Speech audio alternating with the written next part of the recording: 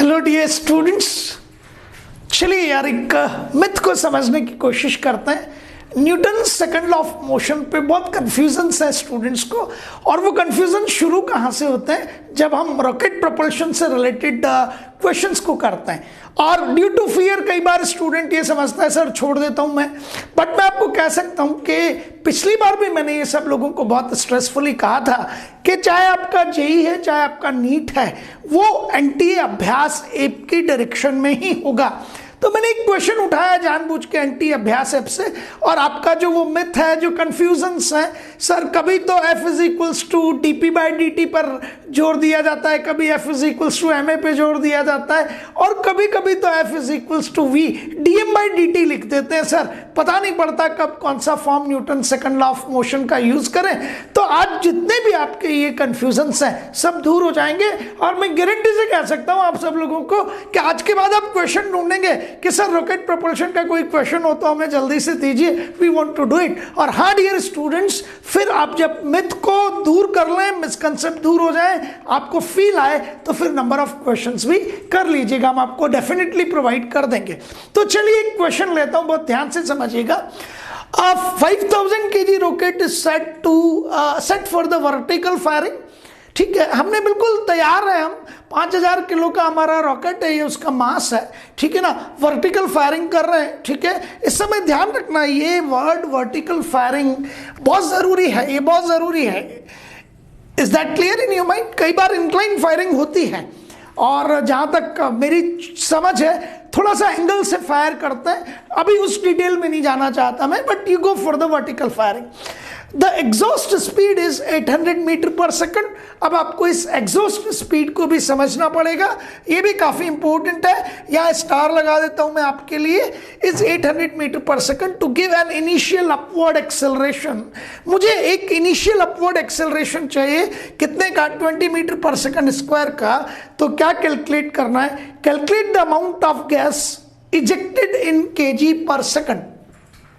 Calculate the amount of gas ejected in kg पर second. ठीक है ना, ये न्यूमेरिकल बेस्ड क्वेश्चन है, ठीक है, और ये न्यूमेरिकल बेस्ड क्वेश्चन से बहुत इजीली कन्वर्ट हो जाता है ऑब्जेक्टिव क्वेश्चंस में, मल्टीपल चॉइस में। तो वहाँ आपको ऑप्शंस मिल जाते हैं, और फिर आपको 4 ऑप्शंस में से एक को सिलेक्ट करना होता है, बट थीम कंसेप्ट ये कहीं बदलते नहीं है। ठीक है, तो मैंने आपके सामने एक रॉकेट शो किया है, ये रॉकेट बैरल है। रॉकेट में किसी भी किस्म का कोई इंजन नहीं होता है डियर स्टूडेंट्स, है ना। ये law of conservation of momentum पे वर्क करता है, और जबरदस्त चीज है। तो आपके इस रॉकेट में ये सारी की सारी चीजें फ्यूल चैम्बर्स है, और ये फ्यूल चैम्बर्स पे हम क्या करते हैं? बर्निंग करते हैं। तो जब फ्यूल बर्न होता है तो डेफिनेटली फ्लू गैसेस डेवलप होती हैं, और वो फ्लू गैसेस यहाँ आपके पास में कई सारे नोजल्स होते हैं। ठीक है ना, नोजल्स क्या होते हैं उन पे भी मैं अभी डिस्कस नहीं करना चाहता, ठीक है ना। जब नोजल्स आपको पढ़ाऊंगा, जब प्रॉपर्टीज ऑफ मैटर की बात करेंगे, बट यहाँ कई सारे नोजल्स होते हैं, और उनसे ये जो फ्लू गैसेस हैं वो काफ़ी स्पीड से बाहर आती हैं। सो दीज फ्लू गैसेस, ये फ्लू गैसेस डेवलप कैसे होती है? Because of burning of the fuel. और यहाँ फ्यूल एक डिफरेंट कैटेगरी का होता है, वेरी हाई कैलोरीफिक वैल्यू, ठीक है ना, उसकी कैलोरीफिक वैल्यू बहुत ज़्यादा होती है। तो ये फ्यूल बर्न होता है, फ्यूल के बर्न होने की वजह से फ्लू गैसेस डेवलप होती हैं, और जब फ्लू गैसेस डेवलप होती हैं तो वो नोजल्स से विद हैवी स्पीड बाहर आती हैं, ठीक है ना। और अब आप मुझे कहेंगे कि सर ये उस समय जब ये फ्लू गैसेस बाहर आती हैं तो because of it is a action, then there will be a reaction, और उस रिएक्शन की वजह से आपका रॉकेट अपवर्ड मूवमेंट लेता है, ठीक है ना। अब हो क्या रहा है यहाँ पे? तो यदि आप मुझे कहेंगे ना, तो आपके पास में यहाँ मास के 2 कंपोनेंट हैं, this is m plus m। ये कैपिटल M क्या है आपके पास में? It is the mass of the rocket barrel, empty barrel का मास है ये, ठीक है। और ये स्मॉल m क्या है आपके पास में? This is the mass of this fuel, may be a solid और वॉट एवर इट बे, उस पर ध्यान नहीं देना है। लेकिन ये small m mass of the fuel है, और ये आपके पास में capital M, it goes out to be as the mass of the barrel. और टोटल मास कितना हो जाता है? Let it will be m dash, है ना, घबराना नहीं, समझना। अब क्या होता है, ये फ्यूल तो हम रेगुलरली बर्न कर रहे हैं, और ये फ्यूल रेगुलरली बर्न होगा तो डेफिनेट बात है स्मॉल m कम होगा, पर वो बर्निंग वाला जितना भी पार्ट है वो बैरल से बाहर आ रहा है, ठीक है ना, तो अब वो रॉकेट का पार्ट नहीं है। तो ये मास m जो कि फ्यूल का मास है, इसका कुछ पोर्शन रेगुलरली बर्न होकर फ्लू गैसेस की फॉर्म में बाहर आता रहता है। तो इस पूरे के पूरे रॉकेट का जो मास है m डैश, उसमें एक तो आपके पास कैपिटल M है, ये तो कांस्टेंट पार्ट है, और ये वेरिएबल पार्ट है, ये डिक्रीज होता रहता है। ये कांस्टेंट है, ये वेरिएबल है, ये डिक्रीज होता रहता है, एंड बिकॉज ऑफ दैट आप मुझे कहेंगे कि m डैश भी कंटिन्यूअसली डिक्रीज होगा।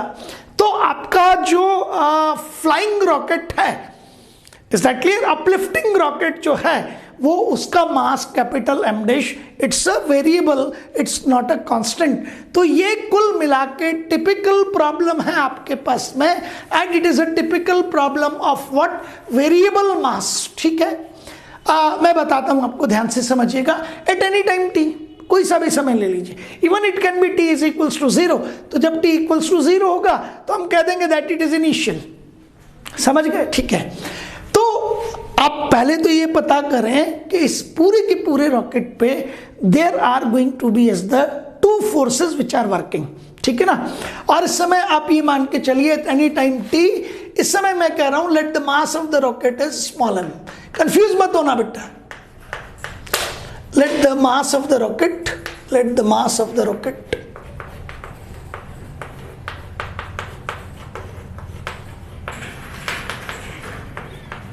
स्मॉल m लिया। वो मतलब पुरानी जो चीजें समझाई थी वो हट गई, वहां से आपको क्लियर हो गया कि ये रॉकेट का मास वेरिएबल है। अब हम कैपिटल M, ये वो m डैश सबको भूल चुके हैं। अब हमारे लिए रॉकेट का मास कितना है, तो let the mass of the rocket is small m। तो जैसे ही आपने कहा मास स्मॉल m है, तो वर्टिकली डाउनवर्ड एक फोर्स लगना ही लगना है, and it is the force of gravity, ठीक है। अब ये फोर्स ऑफ ग्रेविटी के अगेंस्ट में आप एक थ्रस्ट प्रोवाइड कर रहे हो, is that clear what I said to you, thrust. तो mg के अगेंस्ट में आप थ्रस्ट प्रोवाइड कर रहे हो, THRUST, थ्रस्ट मीन्स जिसे कह सकते हैं ना कि आप एक फोर्स प्रोवाइड कर रहे हो वर्टिकली अपवर्ड, और ये वर्टिकली अपवर्ड फोर्स इस mg को ओवरकम भी करता है। डेफिनेट बात है कि ये थ्रस्ट जो है वो ग्रेटर देन mg होना ही होना चाहिए। तो आपका नेट फोर्स वर्टिकली अपवर्ड होगा, और उसकी वजह से एक नेट एक्सेलरेशन जनरेट होगा, तो मैंने आपसे ये कहा कि okay the thrust is capital F, ये लिख दिया। थ्रस्ट कितना है आपके पास में, the thrust is capital F working vertically upwards, ठीक है, mg वर्किंग वर्टिकली डाउनवर्ड्स। तो जो नेट फोर्स है आपका वो अपवर्ड वर्कआउट करेगा, and this F net is equals to F minus mg। यहां से शुरू होंगी चीजें अब, है ना। अब क्या हुआ कि मैंने कहा कि F नेट कितना है, it is F minus mg, और मैंने Newton second law of motion को यूज किया और net force is equals to mass into acceleration लिख दिया, ठीक है ना। मैं वही कर रहा हूं जैसा यूजुअली होता है, मैं बिल्कुल वो का वही कर रहा हूं, और आपको ये शो करूंगा कि स्टूडेंट्स के मन में क्या चल रहा होता है, उनकी मनस्थिति क्या होती है, फिर आप उसे समझिएगा, और फिर मैं एक ट्रथफुल टीचर की तरह वो कंफ्यूजन्स दूर करूंगा आपके, है ना। तो नेट फोर्स कितना हो गया, नेट फोर्स हो गया आपका mass into acceleration according to Newton second law of motion. तो यार हो जाओ यार जल्दी से सब, ठीक है। तो आपने कहा ठीक है sir, F net is equals to thrust minus mg is equals to ma, reshuffle करोगे तो थ्रस्ट की जो वैल्यू आएगी आपके पास में, it is ma plus mg, and मैंने यहाँ उठा के F इज इक्वल्स टू आपके सामने लिखा, F is equals to m into a plus mg, इधर चला जाएगा m common a plus g। इसको मैं बॉक्स में बंद कर रहा हूँ भी, रीजन है। अब क्या हुआ, मास ऑफ द m क्या था, मास ऑफ द रॉकेट कितना दे रखा है, 5000 kg, ये रहा 5000 kg, ठीक है। मास ऑफ द रॉकेट लिख दिया। ए क्या है, आपको कितना एक्सेलरेशन प्रोवाइड करना चाहते हैं आप, इनिशियल, ठीक है ना। तो हम कह देंगे that at any time t, और वो t इस समय किसके इक्वल है, वो t0 के इक्वल है, तो ये इनिशियल हो गया आपका, ठीक है। तो the time t equals to 0 पे हम बात कर रहे हैं, और इस समय यहां लिख देते हैं at t is equals to 0, because वो एनी टाइम t कौन सा है आपका, t इक्वल्स टू 0। तो f is equals to m into a plus g, and student कहता है yes sir mass of the rocket is 5000, हम एक्सेलरेशन कितना प्रोवाइड करना चाहते हैं 20, और एक्सेलरेशन ड्यू टू ग्रेविटी 10, ये हो जाएगा 20 और 10 30, और 3 पंजे 15, एक जीरो यहाँ का और 3 जीरो, तो इट इज़ 15 इंटू 10⁴ न्यूटन। ये उठा के मैंने काम किया।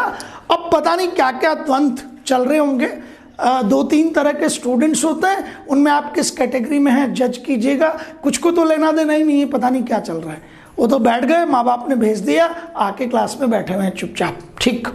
कुछ समझने की कोशिश कर रहे हैं, ठीक है, लेकिन उन्हें अंदर ही अंदर अंतर्द्वंद चल रहा है, लेकिन थोड़े से वो जिसे कह सकते हैं छोटे शब्दों में डरपोक हैं, ठीक है, भय है, पूछूं या नहीं पूछूं, और कुछ बीच बीच में हाथ खड़ा करते हैं टीचर के सामने कि सर मुझे कुछ पूछना है, मुझे कुछ पूछना है, या मेरा कन्फ्यूज़न है, और एक्सपीरियंस टीचर उनको कहता है यार अभी अभी तसल्ली रख, तुझे क्या कन्फ्यूज़न है मुझे पता है, मैं सब बता दूंगा, ठीक है। तो गाड़ी यहाँ तक पहुँच गई है, F is equals to 15 into 10⁴ newton, ठीक है ना। अब समझिएगा, ये क्या चीज़ है आपके पास में, फ्लू गैसेज इजेक्शन। तो आपको ये एग्जॉस्ट भी समझ आ गया होगा।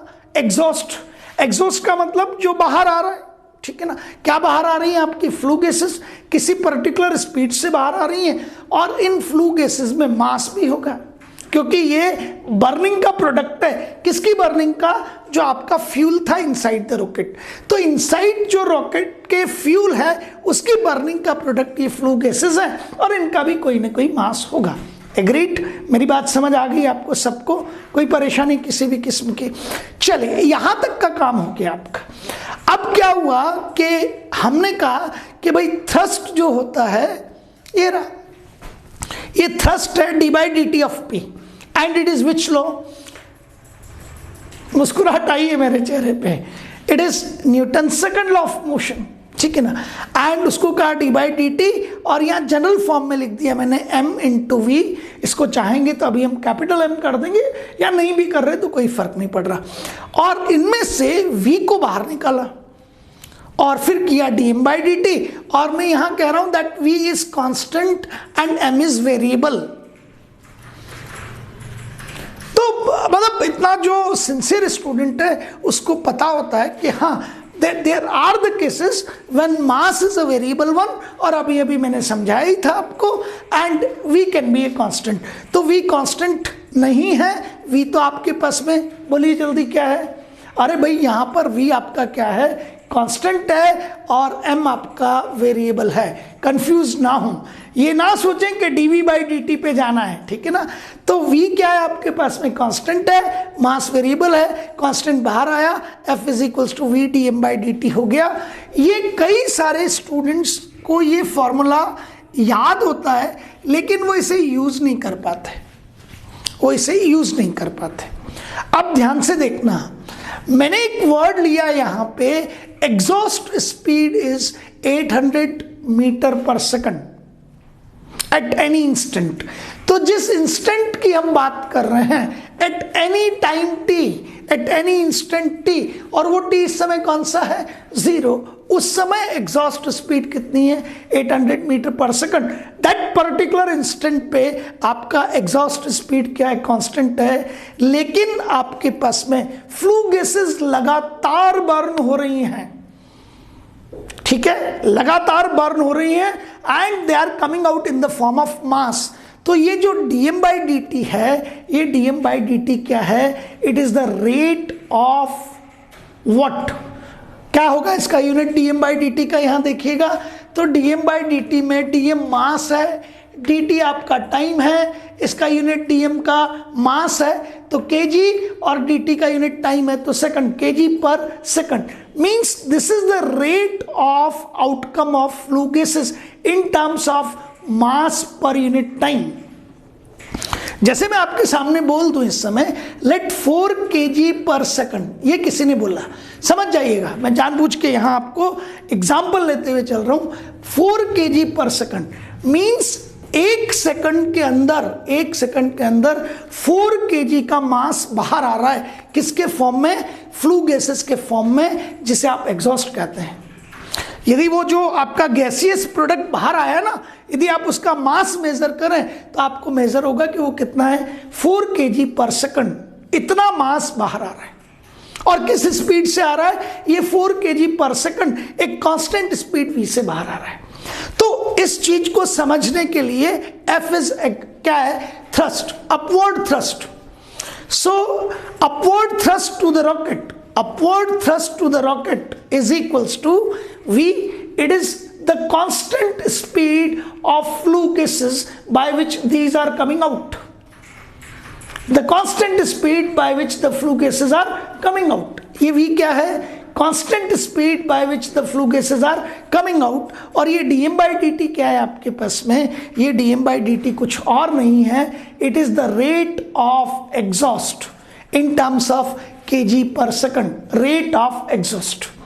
तो अब क्या करते हैं, इन जनरल हम इस F को हटा के थ्रस्ट जो आपको मिला था, कई बार इसे अब थ्रस्ट भी कहा जाता है, UPTHRUST, है ना, ये अब थ्रस्ट भी करा। तो थ्रस्ट कहाँ है? अब थ्रस्ट कहाँ है? अब थ्रस्ट क्यों कहते हैं? क्योंकि ऊपर की तरफ लग रहा है। अब आपने यहाँ F की जगह रख दिया V dm by dt। V कितना है यहाँ से? तो आपने कहा सर ये रहा V 800 metre per second. dm by dt निकालना है इन kg पर सेकंड। सॉल्व किया तो आपका dm by dt आ गया 15 इंटू 10⁴। ये 10⁴ तो यहाँ से कैंसिल हो जाएगा, तो 15 इंटू 10⁴/8 1500/8, और ये आपका आंसर आ गया 187.5 kg पर सेकंड। टीचर ने सॉल्व कर दिया क्वेश्चन, ठीक है। आगे के 5-7 बच्चों ने जोरदार मुंडी हिला दी, काम खत्म। अब वो आगे के जो 5-7 है वो तो कुछ और हैं, ठीक है ना, वो तो बहुत सारा होमवर्क करके भी आते हैं, उन्हें थोड़ा सा आप लोगों से ज़्यादा भी पता है और हो गया। उनके देखे देख कुछ और ने भी मुंडी हिला दी।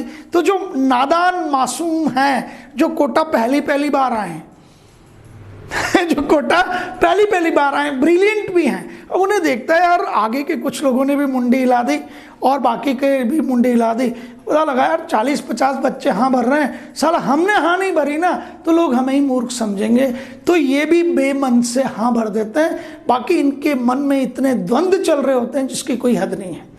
तो वो जो कंफ्यूजन्स हैं, क्योंकि आप क्या कर रहे हैं, ये तो आपने सॉल्यूशन को सिर्फ और सिर्फ क्या किया है, कॉपी किया है। आपने सिर्फ सॉल्यूशन को क्या किया है, कॉपी किया। आपको आपके कंफ्यूजन्स दूर थोड़ी हुए।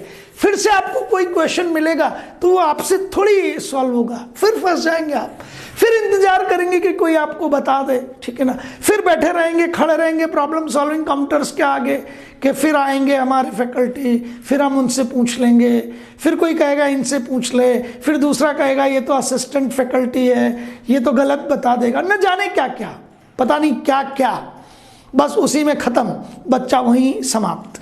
लेकिन ये अपॉर्चुनिटी है आप लोगों के पास में कि आप समझ सकते हैं दूर बैठे हुए भी कोटा को कि भाई मुझे इस कुएं में नहीं गिरना है, इन गलतियों के कुएं में नहीं गिरना है। I don't want to fall in this well.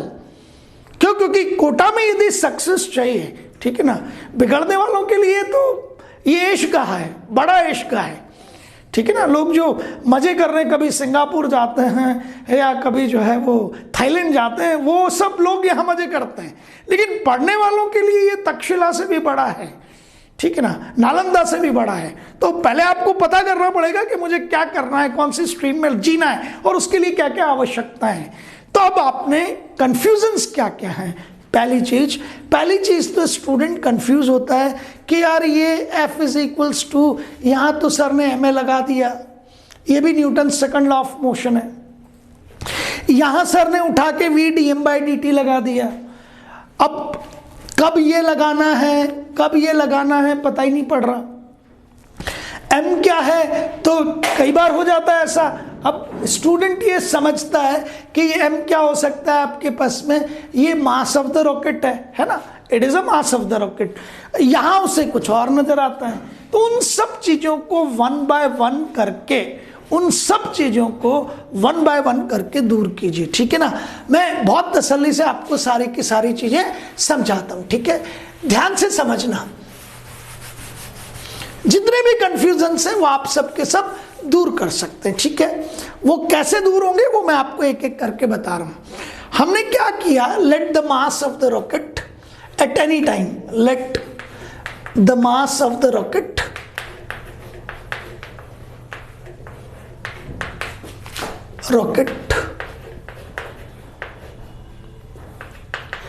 at any time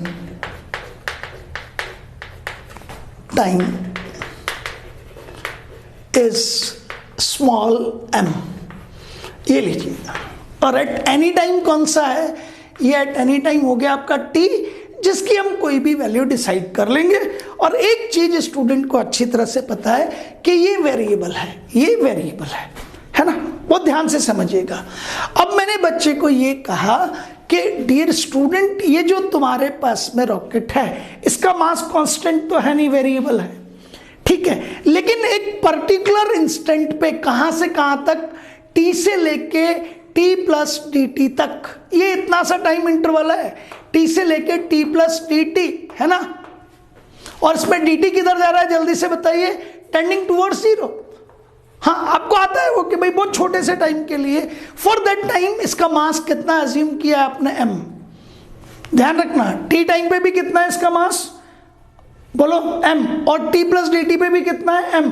तो इस इंटरवल के लिए, that small interval of dt tending towards 0, आपका m कांस्टेंट है ना, उस इंस्टेंट के लिए पर्टिकुलरली। और उस समय उस इंस्टेंट पे आप कहते हो कि अपवर्ड थ्रस्ट कितना है, f। क्यों लगा वो आपको पता है, ग्रेविटेशनल पुल कितना है, mg, नेट फोर्स कितना लग रहा है, it is F minus mg, है ना। लेकिन ये सब कितने समय के लिए, for the instant t and from the instant t to t plus dt, means for the very small interval dt, this m is constant। क्योंकि ये dt किधर की तरफ जा रहा है, 0, कुछ नहीं बदला। तो जब मास कांस्टेंट होता है तब तो आप कहोगे ना कि F is equals to dp by dt में m कांस्टेंट है और v वेरिएबल है। अरे v वेरिएबल है तभी तो एक्सेलरेट हो रहा है, कह रहा है ना कि मेरा एक्सेलरेशन कितना है, 20 मीटर पर सेकंड स्क्वायर। तो आपने कहा सर ठीक है, इतने से इंटरवल के लिए मेरा m क्या है, कांस्टेंट है, और v वेरिएबल है, तो m तो बाहर आ गया और dv बाई dt क्या हो गया, a। तो आपने फॉर्मूला लगा दिया ma, इसलिए लगाइए, है ना, क्लियर हो गया।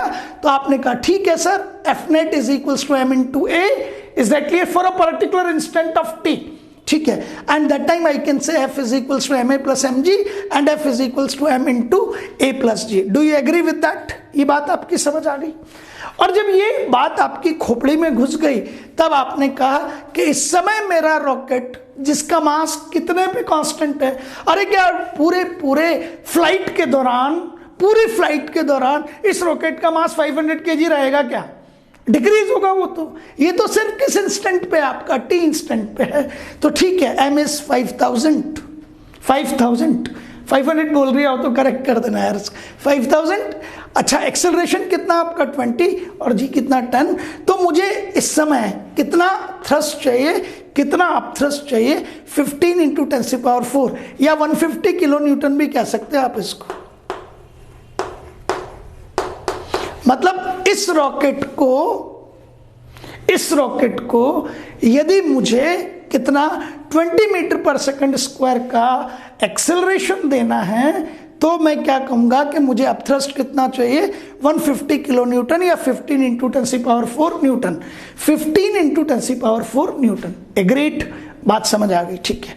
अब मैं तुमसे कह रहा हूं कि भाई इस जगह पे थोड़े भी कंफ्यूजन हो आपको तो टीचर इंप्रूव कर देता है। ये लो, वो कहता है F is equals to dp by dt। अब मुझे एक बात बताओ कि इस टाइम t प्लस dt के इंटरवल के दौरान ही हम देखते हैं कि F is equals to dp by dt है, और p की जगह क्या लिखूंगा मैं, it is d by dt, है ना।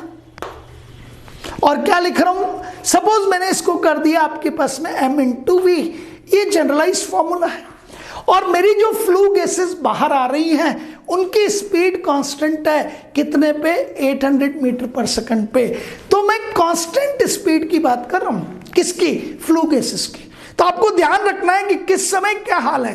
फ्लू गैसेस के लिए स्पीड कांस्टेंट है लेकिन मास वेरिएबल है, और इस समय रॉकेट के लिए, बचे हुए रॉकेट के लिए आपके पास में स्पीड वेरिएबल है और मास कांस्टेंट है। तो जब स्पीड वेरिएबल थी और मास कांस्टेंट था रॉकेट के लिए, तो मैंने फॉर्मूला लगाया F = ma, और फ्लू गैसेस के लिए मेरा मास क्या है, वेरिएबल है, और स्पीड कांस्टेंट है। तो मेरा फॉर्मूला क्या बना, स्पीड कांस्टेंट है dear students.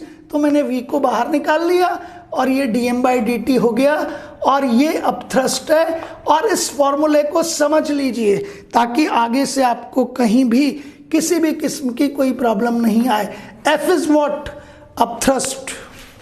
V is what, the speed by which the exhaust is coming out. F upthrust, V exhaust speed, and dm/dt it is simply nothing, dm/dt कुछ और नहीं है आपके पास में the amount of flue gases ejected but in kg/second. F upthrust, speed by which the flue gases are coming out, constant, the constant speed by which flue gases are coming out. Upthrust, dm/dt, rate of change of mass of flue gases, it is amount of gases ejected in terms of kg/second. dm/dt है तो kg/second में आएगा। तो आपने अब इस upthrust का formula, ये रहा अपथ्रस्ट की जगह क्या लिखा आपने, इस जगह पे, इस f की जगह पे क्या लिखा आपने, f की जगह पे लिखा v dm/dt। तो आपने कहा v कितना, तो इट विल बी 800। कहाँ गया आपके पास में, ये रहा 800 into dm/dt is equals to this one. So dm/dt is equals to this and 187.5 kg/second. तो आप कुछ मत करो, आप है ना, आप कुछ भी मत कीजिए, सबके सब स्टूडेंट्स एक ही कंसेप्ट को क्लियर कर लीजिए कि जब भी रॉकेट की बात होगी, मतलब क्योंकि इस तरह के क्वेश्चंस आपके पास रेगुलर आएंगे, तो मैं आपको ये कह सकता हूं कि आप इस फॉर्मूले को इस फॉर्म में लिख सकते हैं सीधा का सीधा, और ये बहुत यूजफुल होगा। तो ये आपके पास में ट्रिक है कि हम ये सब चीजें समझने के बाद में, क्योंकि हमें पता है ना कि ऐसा होना है, यही तो कोचिंग है, दैट्स द कोचिंग कि ये होना है। तो आप एक फॉर्मूला लिख सकते हैं सीधा का सीधा, दैट इट इज, ध्यान से समझिएगा, v dm/dt is equals to, v dm/dt is equals to, यहां आप लिखेंगे m into, this is simply going out to be as a plus g, और इसे मैं यहां आपके सामने बॉक्स में बंद कर देता हूं एक बार। और अब रॉकेट के लिए आप डायरेक्टली ये फॉर्मूला यूज कर लेंगे। देखो आपको पता है कि मुझे क्वेश्चंस कितने करने हैं। यदि हम नीट की बात करें तो आपको उठा के क्वेश्चन करने 180 इन 3 आवर्स, और जेईई मेंस में क्वेश्चन आपको करने 75 इन 3 आवर्स। आसान काम नहीं है भाई, आपको बदलना पड़ता है, आपको अपने आप को इम्प्रूव करना पड़ता है, स्पीड इम्प्रूव करनी पड़ती है, एक्यूरेसी बढ़ानी पड़ती है।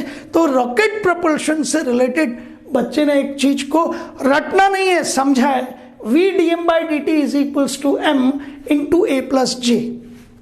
ध्यान से समझिएगा, ये सब कब की बात है, at any time T, at any time T. इतना जानबूझ के स्ट्रेस देके बता रहा हूं, क्यों, क्योंकि आप उस समय ध्यान नहीं देते हैं और फिर फंस जाते हैं। एट एनी टाइम टी, कोई सा भी टाइम हो सकता है। तो टी टाइम पर dm/dt is rate of exhaust, rate of exhaust in kg/second।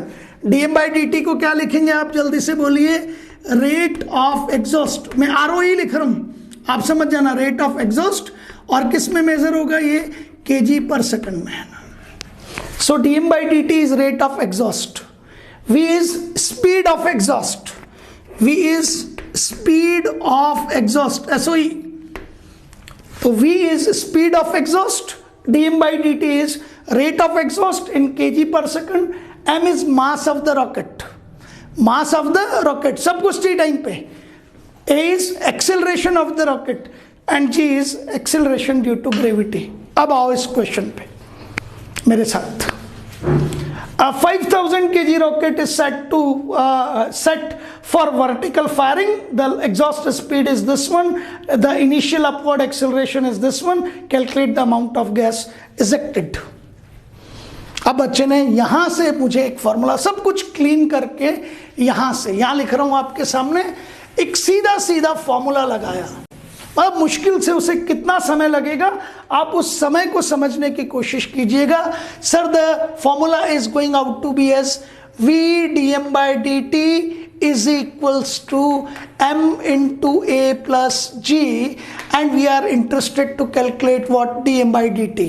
V is exhaust speed कहाँ है देखो 800, agreed sir. dm by dt I want to calculate, agreed sir. m is mass of the rocket 5000, agreed sir. a is, जल्दी से बता दीजिए, it is 20 metre per second square, g is 10। अब मुझे बताइए कि ये पहली चीज लिखी, आपने कहा सर ये यहाँ से तो ये 00 से ये 00 खत्म हो गया आपका, ये हो गया आपका 30 इंटू 50, 1500 बाई 8, तो dm बाई dt एक सेकंड के अंदर ये 1500 बाई 8, और 1500 बाई 8 मीन्स आपके पास में 187.5 kg जो भी आ रहा था आपके पास में, that answer you can write quite easily. आ गई आपको मेरी बात समझ में? बस अब यहां से यहां पहुंचना है, लेकिन यहां से यहां पहुंचने के लिए इतनी मेहनत करनी पड़ेगी। Once you are going for the test, ये सारी प्रिपरेशन बिफोर द टेस्ट है, ड्यूरिंग द टेस्ट ये प्रिपरेशन बिफोर द टेस्ट है। During the test question formula is V dm by dt m into a plus g, exhaust speed, rate of exhaust, mass of the rocket, acceleration of the rocket and acceleration due to gravity। अरे वाह, ये जो मुस्कान आपके चेहरे पे आती ना, बस यही हमारी एनर्जी है। पढ़ते रहिए और बढ़ते रहिए, शाबाश, थैंक यू।